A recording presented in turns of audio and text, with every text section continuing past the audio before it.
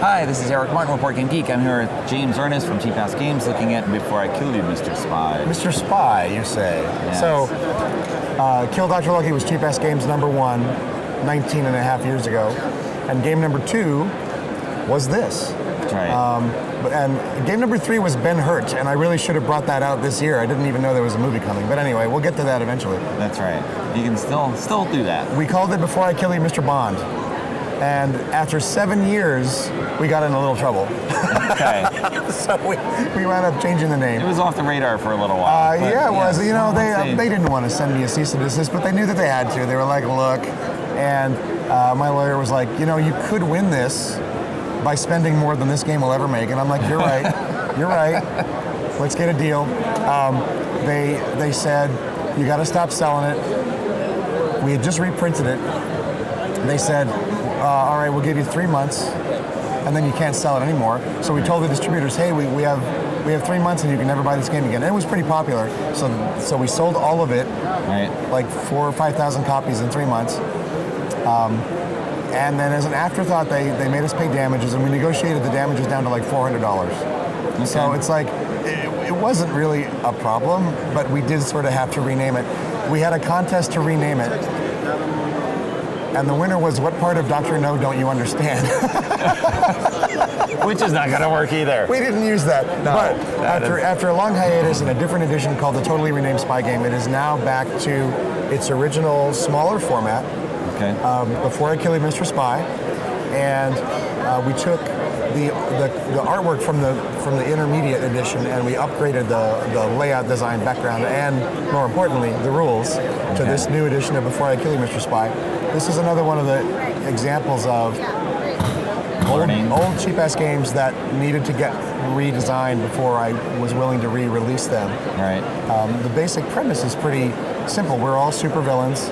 We're building a secret lair out of cards like the code-breaking thing and the radar jamming gizmo and the plot device. We're luring spies to find us in our lair, and we're shooting them in the head for points. So if I capture Donnie Waite and I shoot him in the head, he's worth 3 points. Okay. But that's not really a lot of points. I can also taunt him using this letter card. It says, before I kill you, Mr. Donnie Waite, I shall give you one last opportunity to divulge what they believe I think they know. And now he's worth 6 points. And I can double him again and again and again. But with taunts. And of course there's a but. Yes. There's 2 copies of this H card. And if someone else has the other H, they can throw it and cancel my taunt, and the spy gets away and I get nothing at all. Okay. Well, that's the risk. I mean, we all know that. As supervillains, we all know that's the risk. If you taunt a spy for too long, he's going to escape.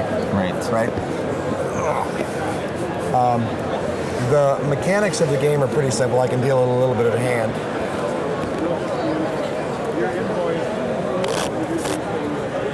We play to 33 points because with all the doubling, 32 is easy and 33 is hard. Okay. On your turn, you can basically do one of four things. You can just play a lair card, you can play a spy card, you can steal a lair card, or you can steal a spy card. Okay. Those are the basics. Now, each one of those is a little more complicated in the way it works. Right. But if I play a lair, I actually play it face down. Okay. For right now, it's worth 1 point. Okay. This might not even be a lair card. This might be a taunt card. Right. But until we flip it over, we don't know. So right now I have a 1 point lair. And on the first turn, that's what people do. Go ahead. Okay. Typically, that's what people do. I'm going to draw a card. Always draw. I didn't even count these cards, so it doesn't matter. But I can. What did I play? Okay, so I can play a spy into my own lair. If this is not big enough as a 1, I have to flip it over and show that it's big enough. A 3 captures a 3. Okay. And having done that, I now have the option to play those doubler cards, right? So I might save them, or whatever my strategy is on that. But regardless, let's say that I play an F and nobody stops me. I put it over here. I've got 3 times 2. I've got 6 points. Okay. Okay. You can steal a lair card from somebody else by playing your card into it, right? Okay. he's going to want a, well, we got 3 examples here. The perfect steal looks like this. You play a 3 into a 3. Now this is not really a spy, it's a double agent. Okay. So after performing this little bit of espionage, he steals the lair, but he can't double. This guy goes up on the Employee of the Month board, where he's worth 3 points, exactly as if you had shot him in the head. Okay. If you play a larger spy, and you're not stealing the whole lair, you're stealing an individual card. Right. So if I had a 3 and a 4 over here, you might play the 5 on one of them. You don't have to steal 7. The 5 steals the 3, but then he just leaves because the job was beneath him. Right? So you got this, but you didn't get this. Okay. Worst case scenario, and you would only do this if it was face down and you didn't know. If you play a 2 into a 3, I get it. Because the lair is more powerful. Right, because the lair is more powerful than the spy. He wasn't big enough to steal it, so I get it, and I can actually double it out of turn. Okay. Right? So that was a bad move, but maybe a move of desperation. So that's what stealing a lair works. And you're really just doing it to get the lair cards back over to you. Right. This is sort of it's a game where a bad shuffle can really hurt you. And so we have ways around that, such as if you have no lair cards, you kind of can't get started. Right. But you can steal from other people, or you can play a taunt and pretend it's a lair until somebody finds out. I can't turn this over. But if someone tries to steal it? It's a death trap. It actually just kills the spy and then disappears. All right. Right? So you play anything, a big giant spy, they go up to 8, right? You steal the wrong lair card, and it turns out to be a death trap. That's actually really awesome for the guy who played the death trap. Okay. All right, so, and that was stealing a lair. And stealing a spy works like this. The spies have different backs. So if you don't have the spy in your hand that you want to play, or if you just want to steal from somebody, you can steal from the top of the deck if that happens to be a spy. You can steal from somebody else.